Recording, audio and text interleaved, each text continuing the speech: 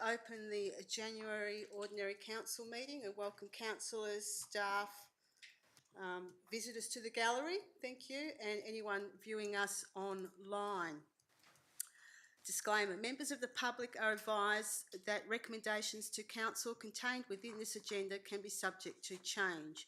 Applicants and other interested parties should refrain from taking any action until written advice is received, confirming council's decision with respect to any particular issue.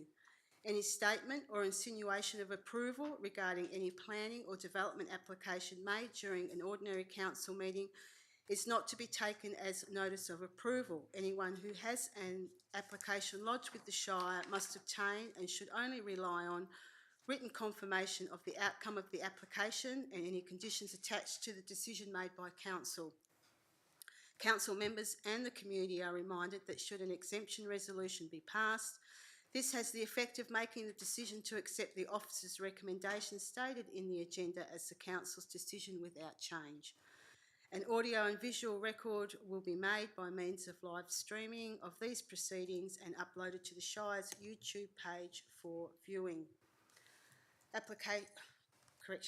Acknowledgement of country. The Shire of Harvey acknowledges the traditional custodians of the land and their continuing connection to the land, waters and community. We pay our respects to all members of the Aboriginal communities and their cultures, and to elders and emerging elders, both past and present.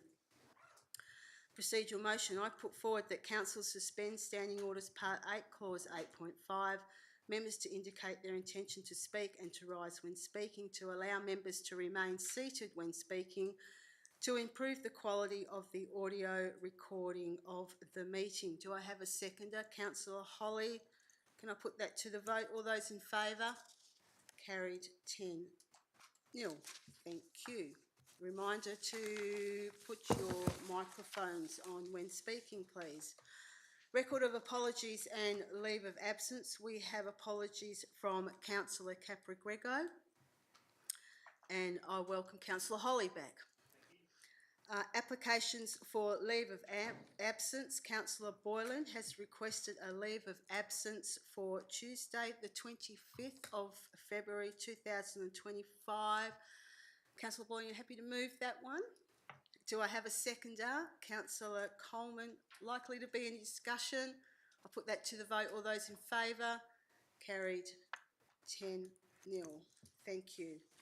Declarations of You may. Councillor Holly. For the meetings on the 18th and the 15th of February as well, please. 18th and the 25th. Can I confirm that's the 18th and the 25th of February? Sorry, yep. Yes. Councillors, we have a request for leave of absence from Councillor Holly now. Moved Councillor Holly, seconded Councillor Bromham. Any discussion? Put that to the vote. All those in favour? Carried 10-0. Just got it across the line, Councillor Holly. Declarations of members and officers' personal interests. We have one financial interest by Councillor Dickinson for item 12.1.4. Is there any others, councillors? Councillor Holly. The Harvey Golf Club, 12.1.1. I'm a normal member of the golf club, but will stay in the chambers and deal with it. Thank you, Councillor Holly. Are there any others? No? Thank you, councillors. Alrighty. Questions by members of which due notice has been given is nil. Response to previous questions taken on notice is nil. Public question time. I'd like to invite Mrs McGregor up for 2 questions. Welcome, Mrs McGregor.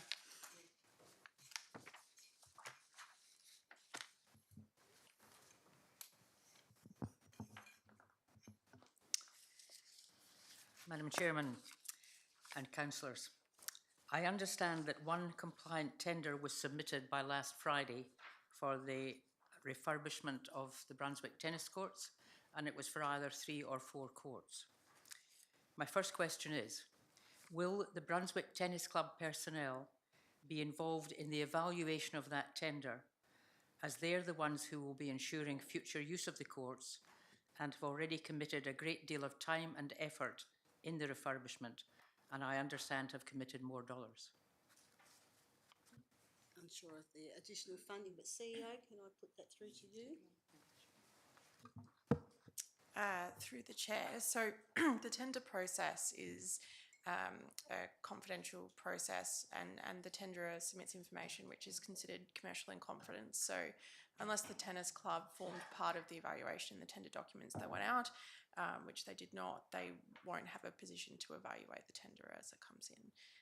I'm sure Shire staff, however, will consult with the tennis club on any deviation from the plans, which I think were drawn up already. So if there was a design change, then that's where consultation would occur. It can't occur to award the tender.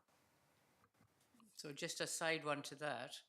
So does that mean the Brunswick Tennis Club personnel will be included in some discussions about the tender, whether it is accepted or not? Just through the chair, the actual evaluation process, the club will not be consulted on, but if there was to be a change made to that, then the Shire may come back to the club to discuss that with the tennis club themselves. Madam Chairman, I hope that that does happen, because the tennis club people are going to be the ones taking the future of the club forward. They have already been, they started the process with the Shire's permission, and then something happened December last year, like, not last year, the year before. And so the courts have been out of use, and they need to be involved, in my opinion. However, that's my opinion. Thank you. Second question. Given that the next council meeting is just over 4 weeks away, because I think it's the 28th, isn't it? Friday the 28th of February? Tuesday the 25th, I believe it is, Madam President. Tuesday the 25th. Tuesday 25th. Yes. So that's 4 weeks away today.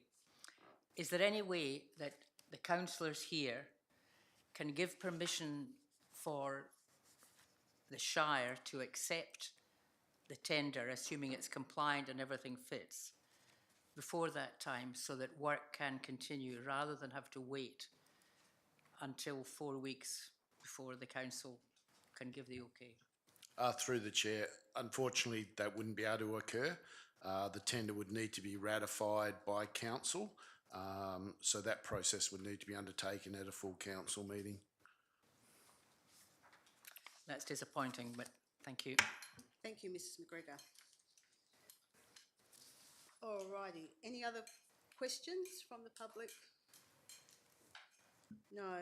Okay. Petitions, deputations and presentations. I would like to invite Mr Jeff Gale to come forward for a deputation in regards to item 5.1.1. Welcome, Mr Gale.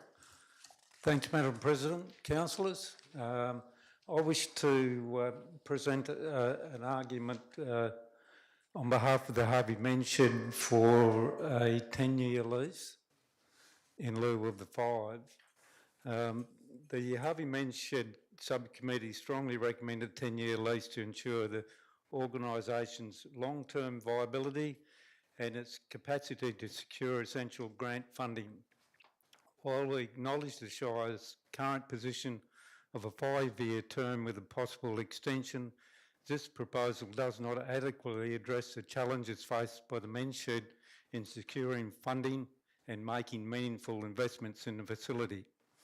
We consider the following a compelling case for granting a 10-year lease at the outset. 1. Grant funding necessitates certainty. Grant organisations prioritise stability and long-term tenure when allocating funding. A 5-year lease with an optional extension creates uncertainty, which may deter potential funders. Many grants require evidence of a secure, long-term lease to justify substantial financial contributions. A guaranteed 10-year lease would eliminate this barrier, enabling the men's shed to access critical funding and ensure its financial sustainability. 2. Alignment with community lease policy. Clause 311 of the community lease policy states that the longer tenure periods may be considered when lessees invest significant funding or improvements into a facility. The Harvey Men's Shed anticipates substantial investment, primarily through grant funding, which will enhance the facility's value and utility. A 10-year lease aligns with this policy, recognising the scale of anticipated investment and the time needed for depreciation. Mitigating risk and supporting development. A 5-year term with an optional extension may discourage the men's shed from making the necessary long-term commitments to develop the facility fully. The option to extend is continued on future decisions which may not provide the assurance needed for strategic planning. Granting a 10-year lease from the outset mitigates this risk by providing a stable foundation for investment and development. Practical consideration for depreciation and investment. The men's shed will make substantial investments to build the facility, and these investments will require time to yield their full benefit. A shorter lease period could result in undue pressure to recoup investments within a limited time frame.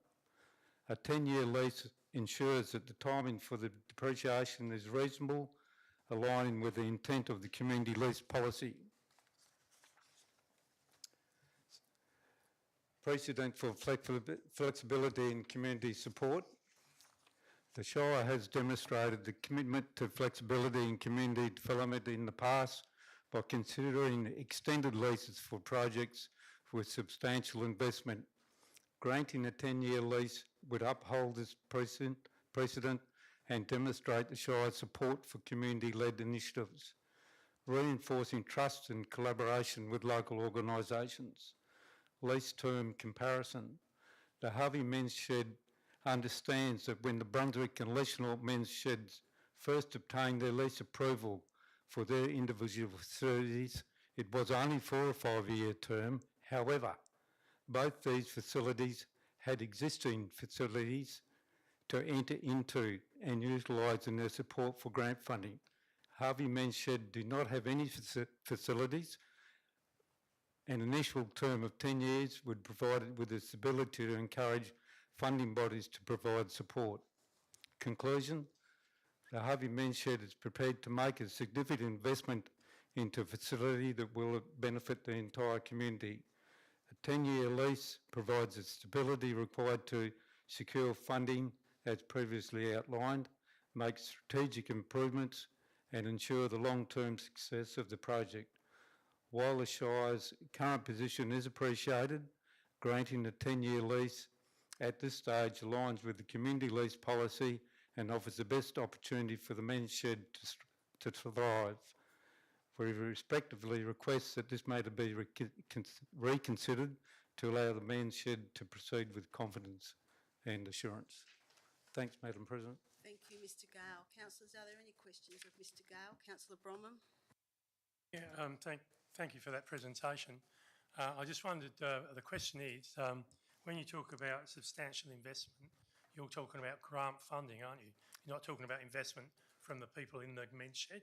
They're talking about money, specifically grant funding, yes. Yeah. And, sorry? Yeah. No, that's all right. That's what I just wanted to clarify that fact, if I may, Madam President, to staff. When we get to the item. Yeah, okay, no worries, thank you. Thank you. Alrighty, no other deputations? No, thank you. Announcements by presiding member or CEO without discussion. I do have a couple, thank you. The Australia Day Honours List Medal of the Order of Australia. I'd just like to acknowledge Mr Gerard Tyrrell, who is recognised for his service to veterans and to military history preservation. He's also recognised for his 33 years in the WA Police Force, his service with the Volunteer Fire and Rescue Service, his service in the part-time Army, and also more recently with the Leichenor Men's Shed. So I would like to congratulate Mr Jerry Tyrrell on this OAM. Well deserved. Also, Australia Day, there were a number of recipients within our Shire who received Australia Day Community Awards. Mrs Holly Nutley received the Senior Community Citizen of the Year Award. The Leschenault Menshed and the Yarloop CWA received the award for a group. Michael Papalea, Mr Dean Mullins, Glenys Chambers and Catherine Bufton for the Community Citizen of the Year, and Josephine Marston for the Young Community Citizen of the Year. So congratulations on all those recipients, well deserved. And can I say thank you to Councillor Bromham Dickinson and the CEO and staff that assisted in Australia Day. Thank you. CEO, did you have anything? All right, confirmation of minutes.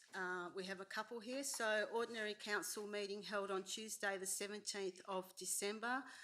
We have a recommendation here that the minutes be accepted as printed and confirmed as a true and correct record. Do I have a mover for that, please, councillors? Councillor Boylan, seconder.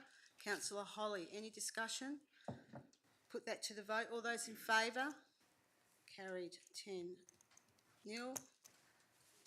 Receipt of minutes for the Audit Committee meeting held on Tuesday the 21st of January. There's a recommendation that the minutes of the Audit Committee meeting held on the 21st of January be accepted as printed. Do I have a mover for that? Councillor Coleman. A seconder? Councillor Dickinson. Any discussion? Put that to the vote. All those in favour? Carried 10-0. Thank you. We'll now move on to the officers' reports. Item 12.1.1, which is the lease for the Harvey Men's Shed. We have a officer's recommendation here. I'll put it on the table. Councillor Coleman, seconder. Councillor Carboni. Councillor Coleman, you have an amendment? Thanks, Madam President. Yes, I do have an amendment. The amendment is it up there? No. Oh yeah, 10 years, expiring in 2035, to give the men's shed tenure. It is true that we asked at the briefing, most of the Harvey leases are given to people with buildings, and they don't have a building. Given it's taken 2 years to get to just the funding stage, to this stage of getting some land approved, potentially, it'll take at least 2 to 3 years to get a building put on there. And I think that just gives them 2 years thereafter of a lease with a 5-year extension. I think in this instance, it's not unreasonable to give them a 10-year lease and then fall into line with the standard 5+5 ongoing. All righty. Do I have a speaker, a seconder for that one? Councillor Holly. Do you wish to speak to this, Councillor Holly? Just briefly, I think that the work that the men's shed have done to get to this stage, as Robin has said, it has been tremendous. I just want to see the Shire continue to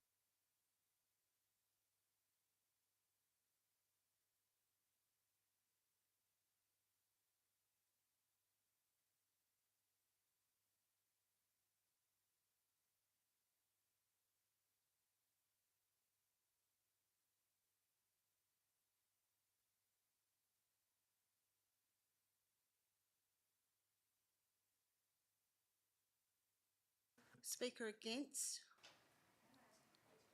A question. Did you have a question, I'll come back to you, Councillor Coleman. Councillor Bromham, did you have a question for staff? Yeah, I did. Reference to policy, and it was mentioned before during the presentation, and I think it was 3.5 was a section here that was quoted in relation to the funding being an investment. Was that in the policy as an investment from individuals who are putting money into the facility, or is that considered grant funding as well? I just wondered what the policy was intended, why that was in there. Through the chair, so the policy just refers to the lessee investing. So whether that be by grant funding or out of their own coffers from membership, etc., there's no difference. There's no difference. Okay. Question, Councillor Coleman?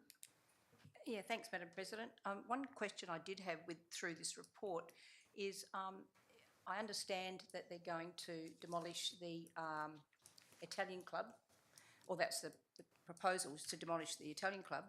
Is that something that the men's shed are paying for, or is it because it's a Shire building? Is the Shire demolishing it under risk management? I mean, where does that lay?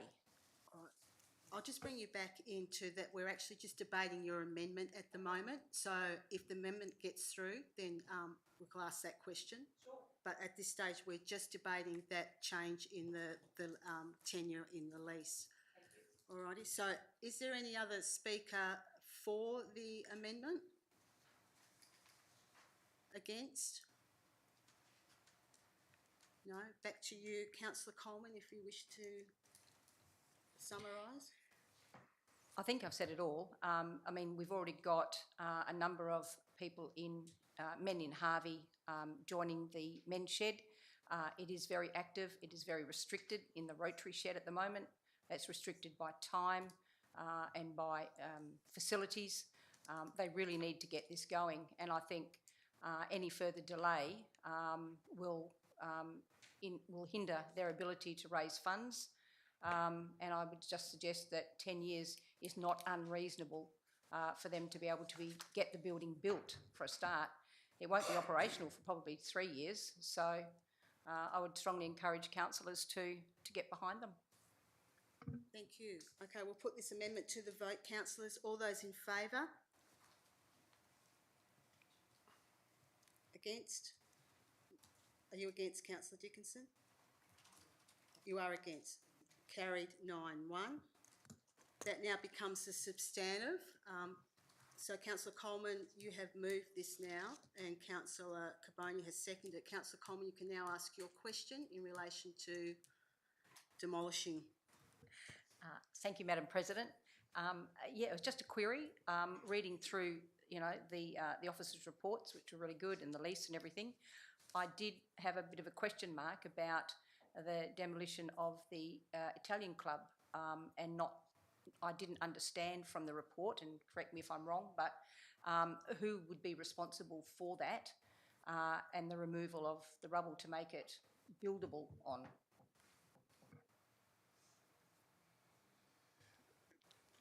Through you, Madam Chair, that's probably a discussion that needs to be held, but it would probably become it'll form part of the overall project cost that we would need to build that into it.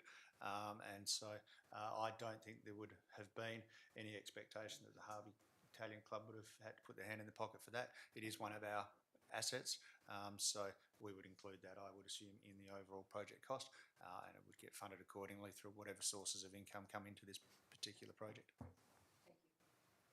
Councillor Carbone is the seconder. Did you wish to speak?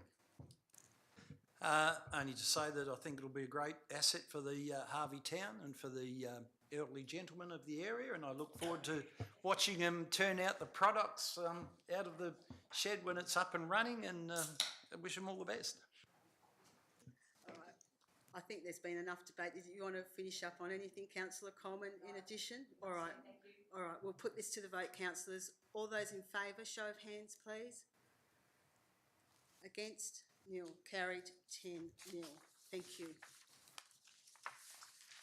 Item 12.1.2, which is the council action register for January through to December 24. We have an officer's recommendation here. Do I have a mover, please, councillors? Councillor Bromham, a seconder. Councillor Dickinson. Likely to be any discussion? Put this to the vote, councillors. All those in favour? Carried 10-0. 12.1.3, which is the Corporate Business Plan 24-25 Quarterly Report, Quarter 2. We have a recommendation here. Do I have a mover, councillors? Councillor Dickinson, a seconder. Councillor Boylan, any discussion? No. Put this one to the vote. All those in favour? Carried 10-0. Thank you. Item 12.1.4, I'd ask Councillor Dickinson to step out. Thank you. Thank you. Okay, this is to do with the Diploma of Local Government by request by Councillor Dickinson. We have an alternate motion here by Councillor Coleman. Do I have a seconder for this one? This is for Councillor Holly. I don't usually get told that. This is for the motion or the alternative motion you want to second? This is for the alternate Aye, motion. thank you. Do we have a seconder for this one? Councillor Caboni, thank you. Councillor Coleman. Thanks, Madam President. I think the diploma is absolutely fabulous. One of the best things I've ever done, and I really applaud Councillor Dickinson for wanting to do this. The only thing for me is the timing.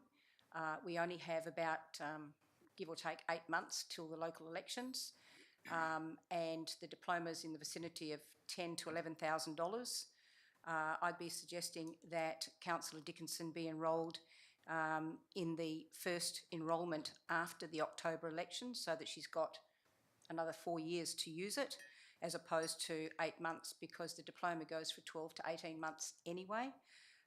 Given that it's ratepayers' money, I would strongly suggest that we approve her request to go on the diploma, but allocate the money over the 2 financial years, being 25-26, 26-27, and ask her to enrol after October 2025. Councillor Caboni. Yes, concurring with Councillor Coleman, I think it's quite prudent, given we are spending ratepayers' money, that given that we pay for these courses up front, that she should have every chance of success and fulfilling it. And given that it takes 12 to 18 months to do, I think it'd be very not prudent to spend this money and then see her not get elected in October and this money go to waste, basically. Any speaker against? You have a question, Councillor Junio? I think the motion assumes that Councillor Coleman is elected in the October 2025 election, isn't it? So are we saying that whether she wins or whether she doesn't, we are going to fund her? Is that what we're saying? Yeah, that would be how I would actually read that, Councillor Junio. So we could make some slight change to this, and should Councillor Dickinson be successful. Words, can we play with that, CEO? I would suggest approach Councillor Wendy Dickinson should she be successful in the October 2025 local government elections to complete the Diploma of Local Government commencing in the first and keep the rest the same. Yeah. So to me it's just a slight change. Well, a good pick up, Councillor Junio. If you're happy with that, Councillor Coleman. Councillor Caboni.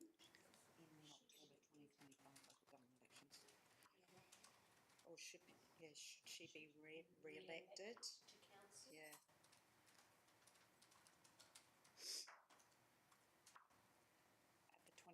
At the 2025? Yep, okay, thank you. Happy with that change? Yeah. Alrighty. I will say that, just a comment that at the agenda briefing I was asked to speak to Councillor Dickinson in regards to her intention, and if this was to get up, this is the recommendation. She was hoping to actually complete the diploma before the October elections, but for those people that are doing the diploma, you're saying that it would possibly take longer than the 8 months. So I take that, but I'll just relay that information that was Councillor Dickinson's intention as the request at the agenda briefing. Is there anyone speaking for this? Against? You're speaking for, councillor Junior? I have taken 4 units of this diploma, and I believe this will be beneficial for the ratepayers, that the councillor gets upskilled with regards to an example is, for example, financial reports, and it is not just the cost that we have to look here, but the value that counselor can bring into the table once they get through this course. So I approve. Speaker against? Councillor Coleman, did you wish to sum up? Only to say that I concur with Councillor Junio. The Diploma of Local Government's a fabulous course, and should Councillor Dickinson be re-elected, she'll find it extremely valuable, and so will us as councillors and the ratepayers that she represents. So I think it would be a great outcome.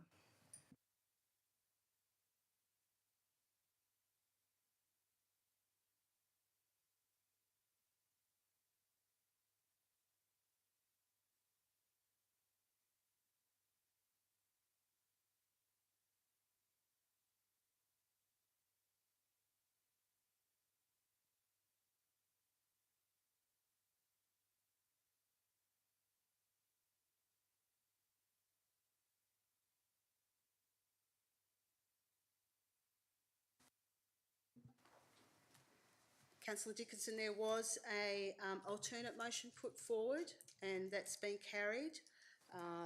Can we get that back up on the screen for Councillor Dickinson to see?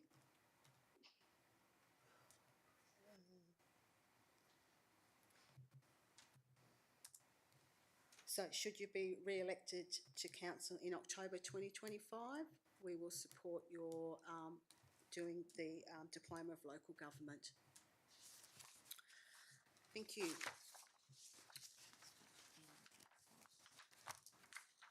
12.2 Infrastructure Services, 12.2.1 Proposed Harvey Accessible Playground and the Fenced Dog Park.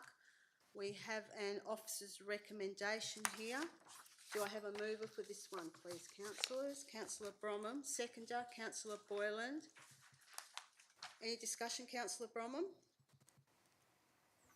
Thank you, through the chair. I just think this is a great project to go ahead in the Harvey area. It'd be great for the people with dogs, and it'd be part of that great location down there that has been planned. So I think it'd be a good outcome for the town of Harvey.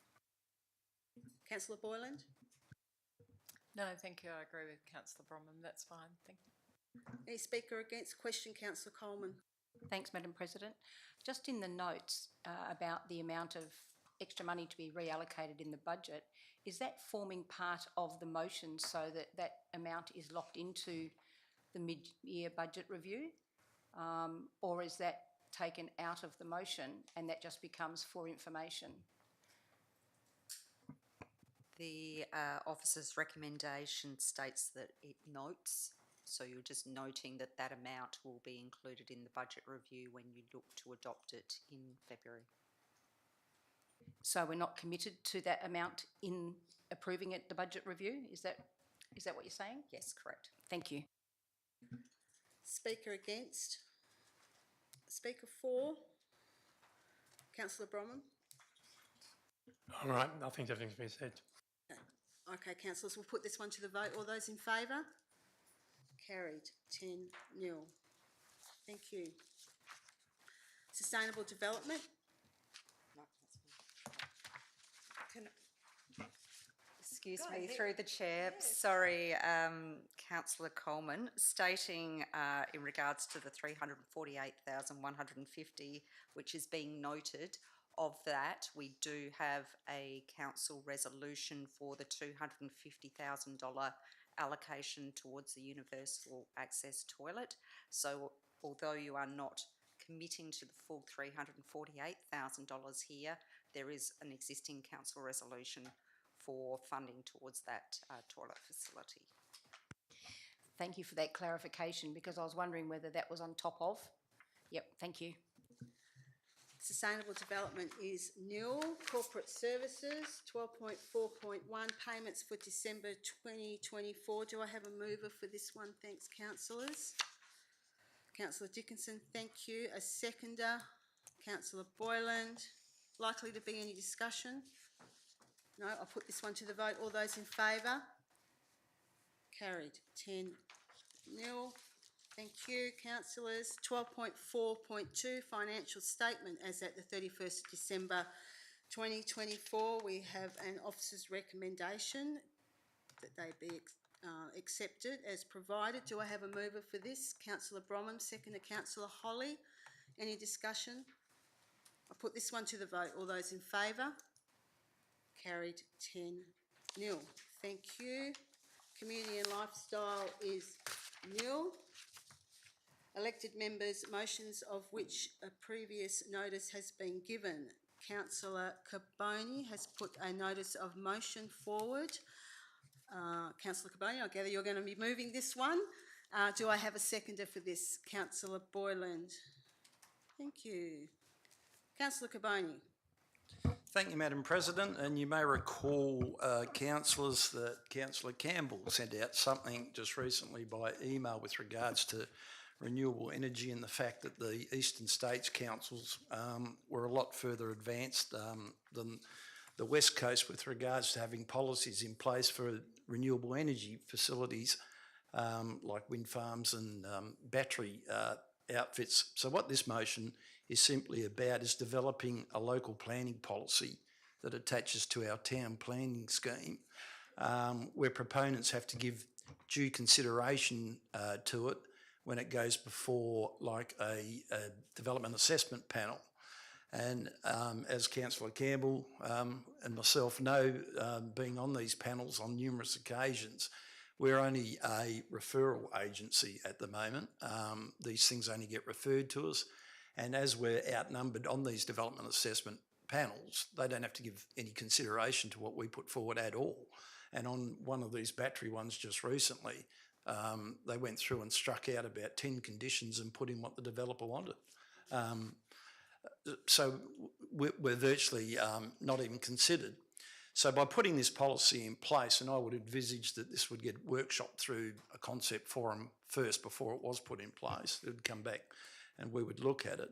And it'd be a policy that would take into consideration visual amenity, noise, where easements might run through properties, a whole myriad of issues as to how it would affect these developments, would affect our shire, and just putting the necessary strategic framework in place so that it gets considered when it goes to these development assessment panels. So it's as simple as that. Thank you, Councillor Carboni. Councillor Boyland? No, I'm fine. Thank you. Just a question for staff in regards to putting together the policy. Are we able to refer to other local governments to assist us with this? Thanks, Madam Chair. Yes, there are a number of policies that address renewable energies that we can have a look at and cherry pick and see which are more relevant for our shire. Yes. Councillor Coleman, is question or yes? Thank you. Given yours and Councillor Carboni's experience on JDAP, etc., is the policy, what weight will the policy have against those decisions? Because we hear reasonably often that they, despite our own policies, they seem to disregard it and make a decision anyway. Not that I'm against this policy at all, but what weight will it have when those decisions come? Will it carry any more weight than the existing decisions are already being given? Before I refer to Mr Hall, I would suggest that maybe the policy will support the scheme moving forward, and there can be some weighting given by the DAP to our scheme. But Mr Hall? Through you, Madam Chair. The weight to which it will apply is going to be on an application by application basis, and it will actually depend on who the decision maker sitting around the table at JDAP is. Every policy has the ability to be given due regard. It just depends on the day as to how much regard that particular policy is going to be given by the decision maker.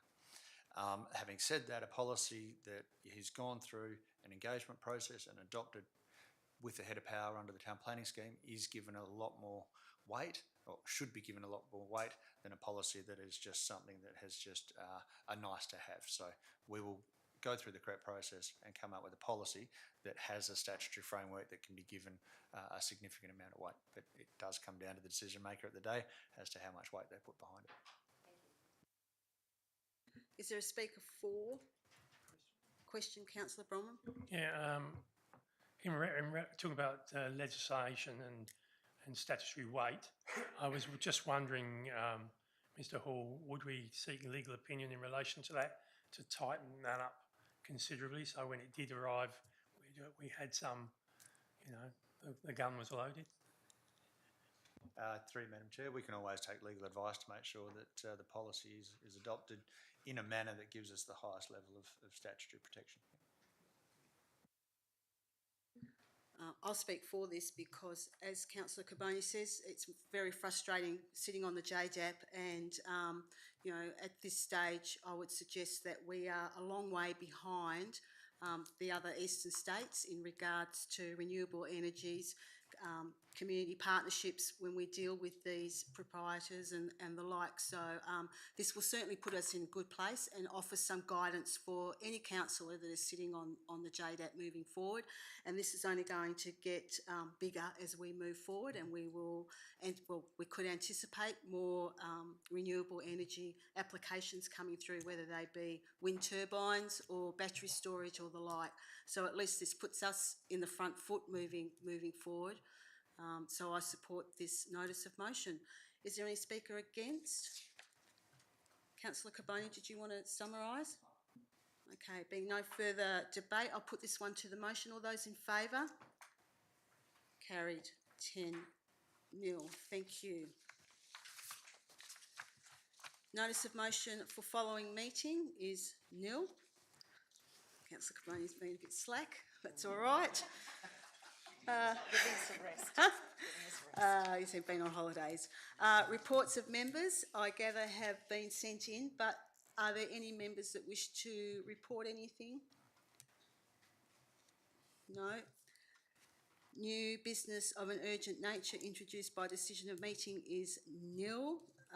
Matters behind closed doors. Councillors, we have 2 items that we need to discuss behind closed doors. So can I have a mover that we go? Councillor Junio, seconded Councillor Coleman. Put that to the vote. All those in favour? Carried 10-0. Thank you.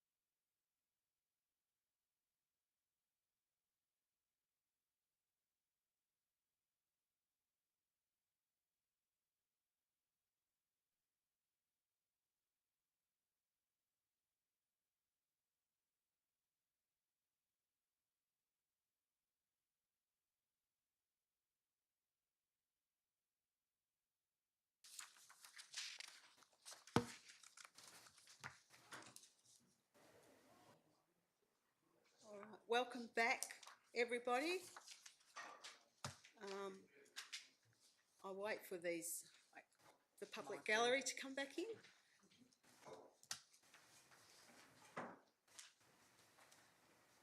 Thank you for that. I can say that behind closed doors, council made the resolution to, for a tender for the Harvey Golf Club expansion to go ahead, and also a tender for the reconstruction of the Leschenault Rec Park Oval 2 in Australind. Alrighty, being no more further business, I now declare this ordinary council meeting closed at 5:54. Thank you for your time, councillors and staff.